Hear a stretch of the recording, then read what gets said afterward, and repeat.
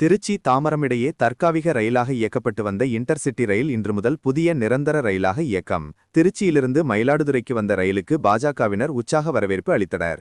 சென்னை திருச்சி ரயில் வழித்தடத்தில் மயிலாடுதுறை ஜங்ஷன் முக்கிய சந்திப்பாக உள்ளது. இங்கு பெருநகரமான சென்னை செல்ல காலை நேரத்தில் ரயில் இல்லாத நிலையில் பொதுமக்களின் கோரிக்கையை ஏற்று இன்டர்சிட்டி ரயில் தற்காலிகமாக இயக்கப்பட்டு வந்தது.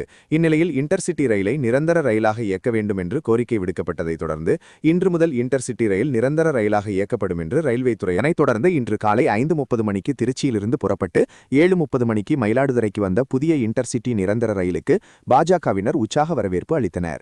மத்திய அரசு வழக்கறிஞர் ராஜேந்திரன் தலைமையில் பாஜக மாவட்ட தலைவர் நாஞ்சில் பாலு முன்னிலையில் பாஜகவினர் புதிய ரயிலை வரவேற்று கொண்டாட்டத்தில் ஈடுபட்டனர். தொடர்ந்து ரயில் நிலைய வாயிலில் கேக் வெட்டி ஒருவருக்கொருவர் இனிப்புகள் வழங்கி தங்கள் மகிழ்ச்சியை வெளிப்படுத்தினர். பொதுமக்களின் நீண்ட நாள் கோரிக்கையை ஏற்று நிரந்தர ரயில் சேவை தந்த பிரதமர், ரயில்வே அமைச்சர், மத்திய இணை அமைச்சர், மாநில தலைவர் உள்ளிட்ட பாஜக தலைவர்களுக்கு நன்றி தெரிவித்தனர். இந்த ரயில் மதியம் 12:30 மணிக்கு தாம்பரம் சென்றடையும். வாரத்தில் 5 நாட்கள் இயக்கப்படுகிறது.